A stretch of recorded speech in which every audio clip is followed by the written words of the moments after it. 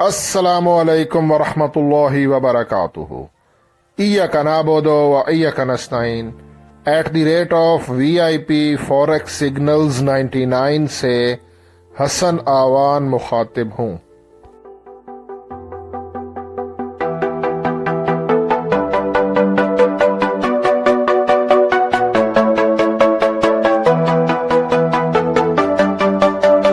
Traders, आपके सामने daily का चार्ट मैंने ओपन किया हुआ है गोल्ड का, और ये आपके सामने ना डेली की कैंडल्स हैं।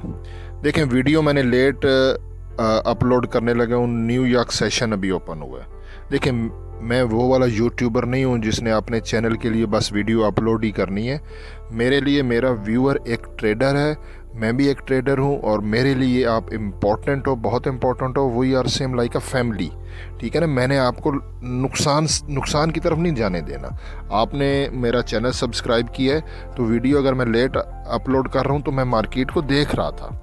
देखें, आपके सामने ये कल 21 तारीख है, यहाँ पर 2740.44 बहुत इम्पोर्टेंट है। देखें, लो भी है 2714, लेकिन 2740 क्यों इम्पोर्टेंट है? क्योंकि ये देखें, आज जो है ना 22 तारीख को गोल्ड मार्केट 2739.25 यानी कि 4739 पे गया, और कल का हाई ब्रेक नहीं किया उसने, इसलिए इम्पोर्टेंट है। लेकिन यहाँ पे नीचे RSI देखें 73 पर है, और यहाँ पर भी देख लें, ये कल का RSI 71 पर है। D1 के टाइम फ्रेम में RSI ओवरबोटेड है, ये मैं बात आपको बता दूं, ओवरबोटेड जोन में है। अब यहाँ पर अगर गोल्ड ने 2700, ये जो कल का हाई है ना, ये बहुत इंपॉर्टेंट है। गोल्ड ने अगर 2740.44 कल के हाई को अगर ब्रेक किया अभी, तो फिर गोल्ड ऊपर जाने के ज़्यादा चांसेस हैं। और लो से पहले जो सिचुएशन बन रही है, क्योंकि लो काफ़ी नीचे है, ये देखें, लो तो है 2714, इससे पहले टर्निंग पॉइंट बन रहा है। टर्निंग पॉइंट ये देखें, अच्छा 30 मिनट के टाइम फ्रेम पे अगर मैं 50 का मूविंग एवरेज लगाता हूँ ना, तो वो 2728.94 पर है, बहुत परफेक्ट है 2728.94। ये 30 मिनट की कैंडल है, और कैंडल्स 50 के मूविंग एवरेज के ऊपर है। 50 के मूविंग एवरेज के हिसाब से गोल्ड बुलिश है। और अगर यहाँ पे मैं RSI लगाता हूँ, तो RSI 53.43 पर है, RSI भी बुलिश है, RSI भी बुलिश, और 50 का मूविंग एवरेज भी बुलिश। यहाँ पर गोल्ड 30 मिनट के टाइम फ्रेम में सेल के जोन में है, तो यहाँ से गोल्ड सेल के जोन में डाउन भी आ सकता है, ठीक है।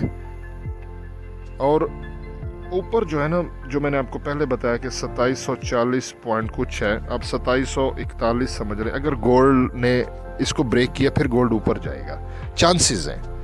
अदरवाइज जो है ना, वो यहाँ पर अच्छा 30 मिनट की कैंडल मैंने ना, ये देखें, ये 30 मिनट की एक भरपूर बेरिश इनगल्फिंग थी, ये वाली, जो कि 4:30 बजे पाकिस्तानी टाइम के मुताबिक क्लोज हुई। उसके बाद मैं इस कैंडल के इंतज़ार में था, जो कि अभी 5 बजे क्लोज हुई है, लेकिन इसने नीचे विक बना दी है।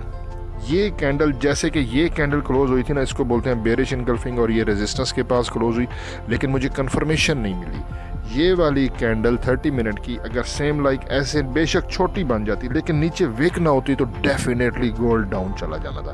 अब यहाँ पे इसने देखें 2728.94, ये मेरा टर्निंग पॉइंट बन रहा है, और इसी पे उसने विक बनाई है। और टर्निंग पॉइंट ये देखें कैसे बन रहा है, यहाँ पर ये जो मेरी, ये देखें, ये डॉजी के बाद बुलिश इनगल्फिंग बनी थी, यहाँ पे मार्केट ने कंसोलिडेशन किया, बुलिश इनगल्फिंग बनी। यहाँ पे ये देखें, ये भी इसका लो आ रहा है, और ये भी 2728.40 है। मैं आपको वाइट बोर्ड पे समझाता हूँ। गोल्ड का टर्निंग पॉइंट है 2728।